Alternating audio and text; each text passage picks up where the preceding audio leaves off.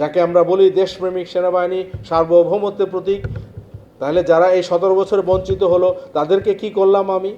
এই সরকারের সমস্ত ভালো কাজ এই একটা কাজের জন্য নষ্ট হয়ে যাবে।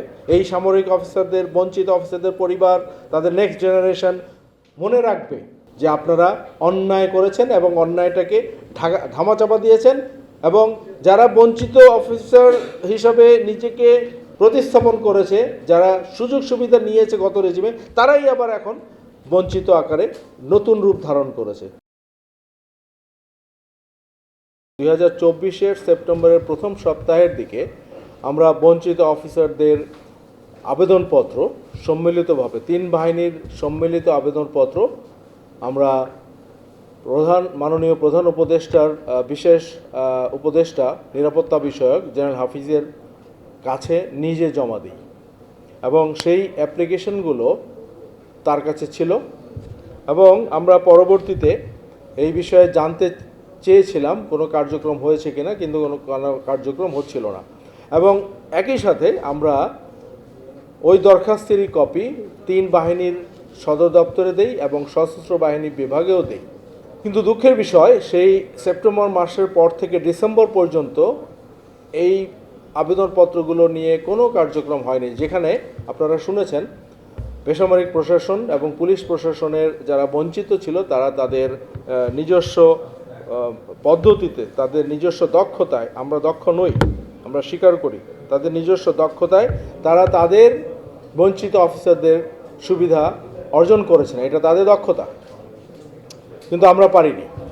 তারপর কি হলো, ডিসেম্বর মাসের কোনো এক সময় আমাদের দলনেতা ব্রিগেডিয়ার হাসান নাসিরের নেতৃত্বে একটি দল যখন প্রধান উপদেষ্টার কাছে সাক্ষাতে যায় অন্য একটা প্রসঙ্গ নিয়ে, তখন তিনি ব্রিগেডিয়ার হাসান নাসির আমাদের এই বিষয়টা প্রধান উপদেষ্টার নজরে আনেন। তখন প্রধান উপদেষ্টা আশ্চর্যান্বিত হয়ে বলেন যে এই বিষয়টা আমি সম্পূর্ণ কিছুই জানি না, এবং কেন জানি না কোনো উত্তর নেই। যাই হোক, এরপরে আমরা আমাদের নির্দিষ্ট কিছু ঊর্ধ্বতন কর্মকর্তার নেতৃত্বে আমরা প্রধান উপদেষ্টার সাথে সাক্ষাতের জন্য আবেদন করি। সে সাক্ষাৎও আমরা করতে পারিনি। এরপরে প্রধান উপদেষ্টা বলে দেওয়ার পরেও কোনো কিছু হয়নি। এই দীর্ঘ 1 বছর চেষ্টা তদবির করার পরেও কিছু হয়নি, এবং মাঝখানে আমরা প্রতিরক্ষা বিষয়ক যে সমস্যাটা হচ্ছে বলে আমরা প্রতিরক্ষা মন্ত্রণালয়ে যাই। এই একই আবেদনপত্রগুলো, 3 বাহিনীর আবেদনপত্রগুলো আমরা প্রতিরক্ষা সচিবের মাধ্যমে পাঠানোর চেষ্টা করি। সেখানেও প্রতিবন্ধকতা তৈরি হয়। প্রতিরক্ষা সচিব সেগুলোর উপরে কোনো কার্যক্রম গ্রহণ করেননি। ভিতরে আরও অনেক কথা আছে যেগুলো এখন আমি বলতে চাচ্ছি না। তো এরপরে আমরা দীর্ঘ এত বছর পরে যখন চেষ্টা তদবিরের পরে একটি কমিটি এই সরকার গঠন করেছে, আমরা সরকারকে সাধুবাদ জানাই, ধন্যবাদ জানিয়েছি, এবং আমরা অত্যন্ত খুশি হয়েছি যে এই কমিটির প্রধান তিনি হয়েছেন যার কাছে 1 বছর আগে আমরা দরখাস্তগুলো দিয়েছিলাম। কিন্তু দুঃখের সাথে জানাতে হচ্ছে যে গত 30শে নভেম্বরে এই কমিটি একটা রিপোর্ট দিয়েছে এবং মিডিয়াতে প্রকাশ হয়েছে যে বঞ্চিত অফিসারদেরকে সব কিছু দেখা হয়েছে, সব কিছু জানা হয়েছে, এবং সব আলোচনা হওয়ার পরে যাচাই বাছাই করে তাদের ব্যাপারে সুবিচার দেওয়া হয়েছে। এবং প্রধান উপদেষ্টা এটাও বলেছেন যে উনি প্রথমে যখন দায়িত্বটা দেন তখন হয়তো উনি ভেবেছিলেন যে এখানে কোনো তথ্য যদি অভাব হয় সেই তথ্য দিবে, এবং বলা হচ্ছে যে একটা জাতীয় কমিটির প্রধান এবং কমিটি বলছে আমরা যথেষ্ট তথ্য পাচ্ছি না, যে তথ্যগুলা বাহিনী সদরে থাকে, তাহলে তাদের আইদার রিজাইন করা উচিত অথবা নতুন করে কমিশন করা উচিত। কারণ আমরা প্রফেসর ইউনূসকে অনুরোধ করতে চাই যে স্যার আপনার উদ্যোগ বাস্তবায়ন করতে ফেইলিউর বলেছে, আমরা ফেইল করেছি, সুতরাং যারা ফেইল করে তাদেরকে পদে না রেখে তাদেরকে বিদায় করেন, নতুনভাবে আপনি কমিশন তৈরি করেন এবং এই কমিশনের মাধ্যমে একটা সুন্দর কাজ করে যান। বর্তমান সরকারের আরও 3 মাস সময় আছে, 1 মাসের সময়ের বেশি লাগার কথা না যদি সত্যিকারভাবে কাজ কেউ করে। এখানে কোনো বাস্তব ক্ষেত্রে কার্য করার জন্য একজন মিড লেভেলের মেজরই যথেষ্ট, তথ্য জোগাড় করা এবং সুপারিশ দেয়া, সেখানে এত বড় বড় সিনিয়র অফিসারেরও প্রয়োজন নাই। বাস্তব ক্ষেত্রে। সেজন্য মানসিকতার পরিবর্তন দরকার।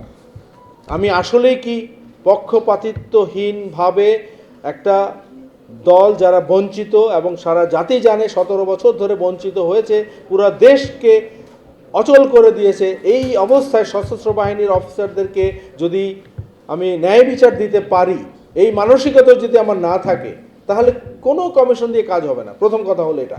সুতরাং মানসিকতার পরিবর্তন দরকার। নিরপেক্ষভাবে এই সুবিধা দেওয়ার মতো করে চিন্তা করে তাদের দরখাস্ত বিচার করুন। আমরা এটাও বলেছি বিভিন্ন ফোরামে যে যদি পাওয়া যায় যে কোনো অফিসার অন্যায়ভাবে মিথ্যা কথা লিখে দরখাস্ত করেছে, তাকে শাস্তির আওতায় আনেন। ইভেন আমিও যদি হই, আমি মিথ্যা কথা বলেছি, আমাকে শাস্তি দেন, আমি মাথা পেতে নেব। এরকম প্রত্যেকের একই কথা, কারণ এখানে কারো অসুবিধা কারোর সাথে মিলবে না, যার যার বক্তব্য আলাদা, প্রত্যেকটা কেস ইউনিক। এখন আমি যদি কমিশনের প্রধান হই, আমার 3 মাস সময় লাগলেও আমি প্রত্যেকের ইন্টারভিউ নিব, প্রত্যেকের কথা শুনব, শুনে কমিটি নির্ধারণ করবে তার সুবিচার পাওয়ার জন্য তাকে কি করা উচিত। যেখানে একটা দৃষ্টান্ত আছে, অসামরিক ক্যাডার গ্রুপ তারা সব কিছু নিতে পেরেছে, করতে পেরেছে, পুলিশ প্রশাসন করতে পেরেছে, তাহলে সামরিক বাহিনীর সমস্যা কোথায়? যাকে আমরা বলি দেশপ্রেমিক সেনাবাহিনী, সার্বভৌমত্বের প্রতীক, তাহলে যারা এই 17 বছরে বঞ্চিত হলো তাদেরকে কি করলাম আমি? এই সরকারের সমস্ত ভালো কাজ এই একটা কাজের জন্য নষ্ট হয়ে যাবে। এই সামরিক অফিসারদের, বঞ্চিত অফিসারদের পরিবার, তাদের নেক্সট জেনারেশন মনে রাখবে যে আপনারা অন্যায় করেছেন এবং অন্যায়টাকে ধামাচাপা দিয়েছেন, এবং যারা বঞ্চিত অফিসার হিসাবে নিজেকে প্রতিস্থাপন করেছে, যারা সুযোগ সুবিধা নিয়েছে গত রেজিমে, তারাই আবার এখন বঞ্চিত আকারে নতুন রূপ ধারণ করেছে। তাহলে কি হলো? কোনো কিছুই হচ্ছে না। যে কর্নেল ফেরদৌস ঠিকভাবে বলেছে যে সবাই চলে গেছে, কিন্তু বাকি যারা সবাই কিন্তু জায়গা মতো আছে।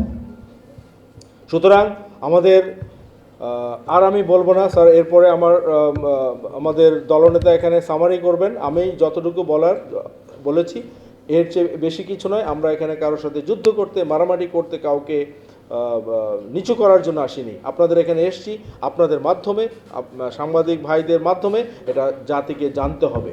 কারণ জাতিকে যেটা বলা হয়েছে যে সুন্দরভাবে সব কিছু হয়ে গেছে এবং বঞ্চিত অফিসারদের বিষয়টা দেখা হয়ে গেছে।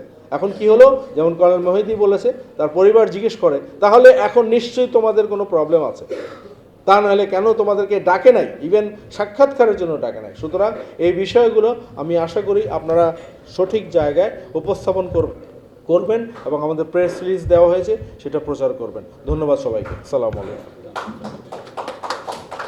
changetv.press এক ফোঁটা হলুদও নেই।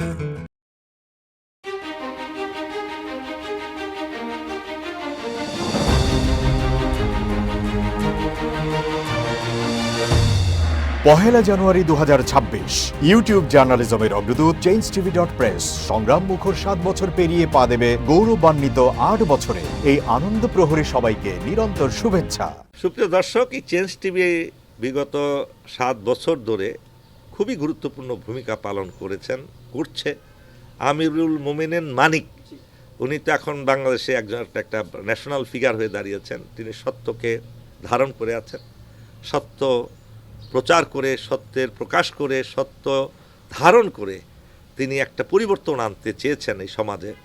আমি আশা করি এটাতে অনেকে উদ্বুদ্ধ হয়েছেন এবং এই চেঞ্জ টিভির ভূমিকা অন্যকে অনুসরণ করার জন্য আমি আবেদন জানাবো। একই সাথে চেঞ্জ টিভির কর্তৃপক্ষ এবং দর্শক শ্রোতাকে আমার ব্যক্তিগত দোয়া এবং শুভেচ্ছা রইল। changetv.press এক ফোঁটা হলুদও নেই।